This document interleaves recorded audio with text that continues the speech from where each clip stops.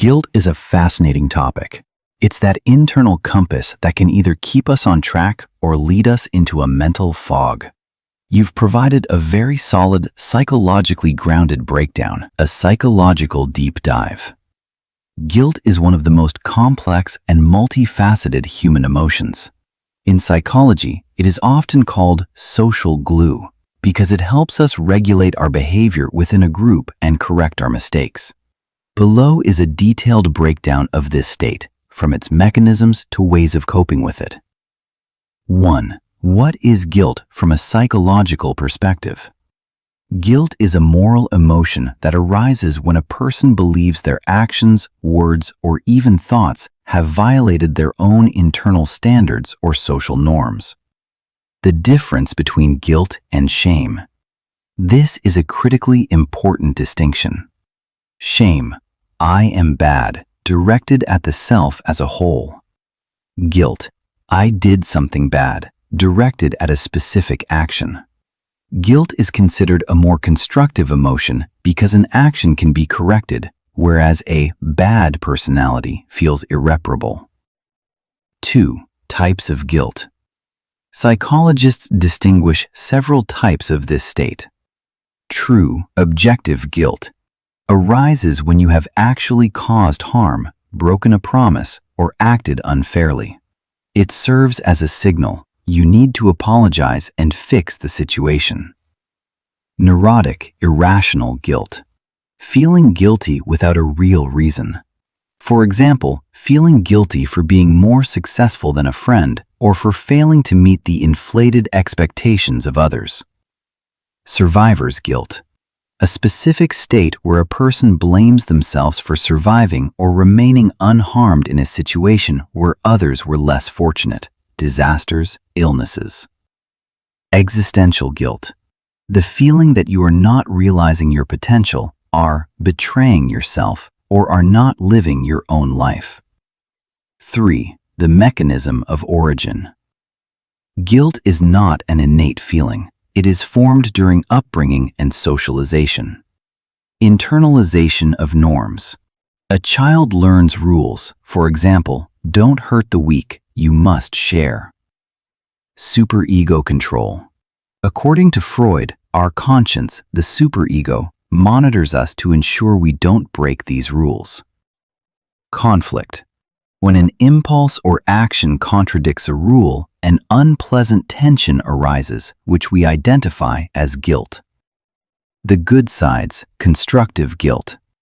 Psychologists often call healthy guilt functional. Think of it as a smoke detector inside your internal house. Social navigator.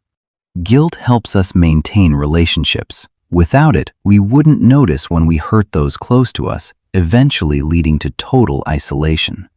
It prompts us to apologize and restore connections. Ethical development.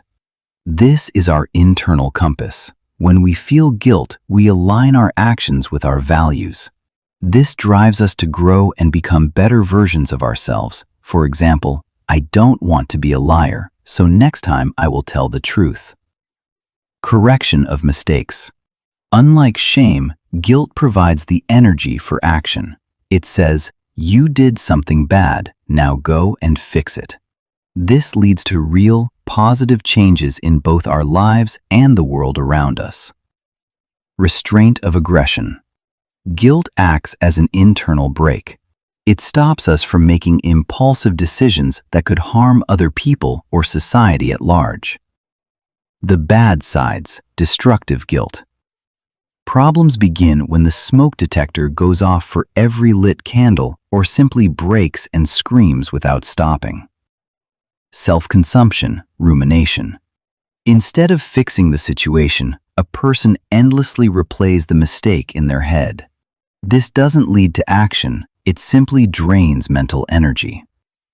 A tool for manipulation. Guilt is a favorite lever for toxic people.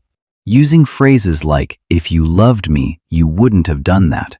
Others can force you to act against your own interests. Somatic consequences. Constant, unexpressed guilt often settles in the body. This can manifest as insomnia, headaches, a feeling of heaviness in the chest, or even digestive issues. The psyche is quite literally trying to digest what it cannot process. Lowered self-esteem and depression. If guilt becomes chronic, neurotic, a person begins to perceive themselves as broken or spoiled. This kills initiative. Why should I try anything if I'll just mess up and be guilty anyway? Paralysis of will. Sometimes guilt is so overwhelming that a person becomes afraid to take any step at all to avoid making another mistake. This leads to total stagnation in life. 5. How to deal with guilt. If guilt becomes destructive, psychologists recommend using the 4 steps algorithm. Reality analysis. Ask yourself, did I actually cause harm? Was there intent? Could I have acted differently at that moment given the knowledge I had then? Shared responsibility. We often take 100% of the blame for situations involving multiple people or external circumstances. Try to honestly distribute the shares of responsibility. Atonement, repair. If the guilt is real, apologize or compensate for the damage. This closes the gestalt and frees the psyche. Self-compassion. Acknowledge that making mistakes is part of human nature. Instead of self-flagellation, ask, what did this situation teach me? Summary. Guilt is a tool. Like a knife, it can be useful, helping cut away bad behavior, or it can wound if handled carelessly. The main task is to learn to distinguish the voice of conscience, which calls for growth, from the inner critic who simply wants to punish you.